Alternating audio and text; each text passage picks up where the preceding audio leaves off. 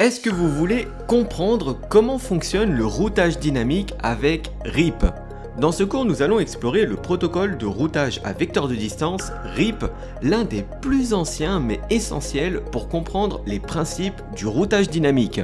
Nous allons découvrir ensemble les différentes versions de RIP, son fonctionnement et nous verrons comment le configurer et l'utiliser dans vos réseaux.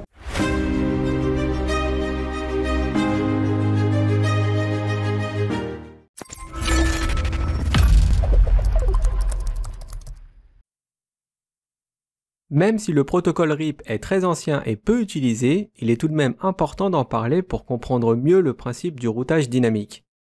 Le protocole RIP existe en trois versions. Il y a RIP v1 qui utilise les masques par défaut des classes IP, RIP v2 qui permet d'utiliser des masques modifiés, et RIP NG pour l'IPv6.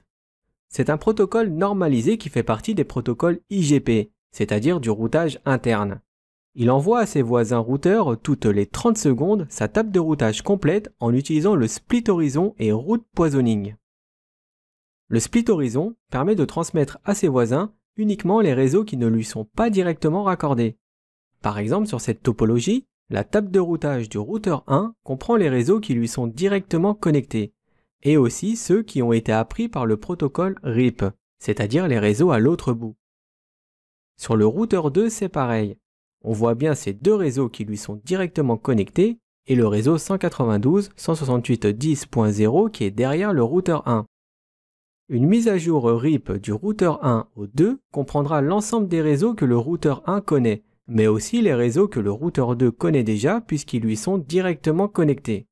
Grâce au split horizon, il enverra que les réseaux utiles dont le routeur 2 a besoin. En gros, le split horizon fait en sorte de ne pas transmettre des informations inutiles à ses voisins, ce qui permet de diminuer la bande passante.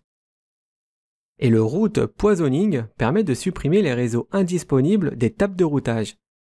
Par exemple, si le réseau 192.168.10.0 devient indisponible, une mise à jour RIP partira du routeur 1 pour informer le routeur 2 avec une métrique infinie pour ce réseau indisponible. La métrique infinie pour RIP est 16. Comme ça, si des paquets arrivent à destination de ce réseau sur le routeur 2, il se permettra de les supprimer directement sans le passer au routeur 1. Passons maintenant à la configuration de RIP. La commande routeur RIP permet d'activer le protocole. Par défaut, il est dans la version 1. Pour activer le RIP v2, il suffit de taper la commande version 2. Et la commande network permet de chercher de nouveaux voisins de ces réseaux et de les déclarer dans ses mises à jour à ses voisins. Et voici maintenant à quoi ressembleraient nos tables de routage. Sur le routeur 1, on voit une ligne RIP qui dit que pour joindre le réseau complètement à droite, il faut passer par l'interface 01 du routeur 2, celle qui porte l'IP 192.168.0.2.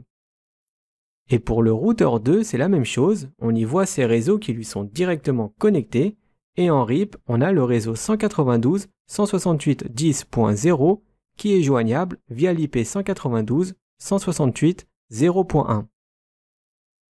Sur la ligne RIP, le chiffre 120 correspond à la distance administrative et le 1 correspond à la métrique. Les routeurs qui fonctionnent avec le protocole RIP envoient périodiquement des messages d'update. Ces messages sont envoyés toutes les 30 secondes. Et si un des routeurs ne reçoit pas de mise à jour, alors cela aura pour effet de déclencher différents types de timers. Si au bout de 30 secondes il ne reçoit pas sa mise à jour, alors le timer invalide se déclenche. Après 180 secondes, l'itinéraire est considéré comme invalide et placé dans le mode Hold Down.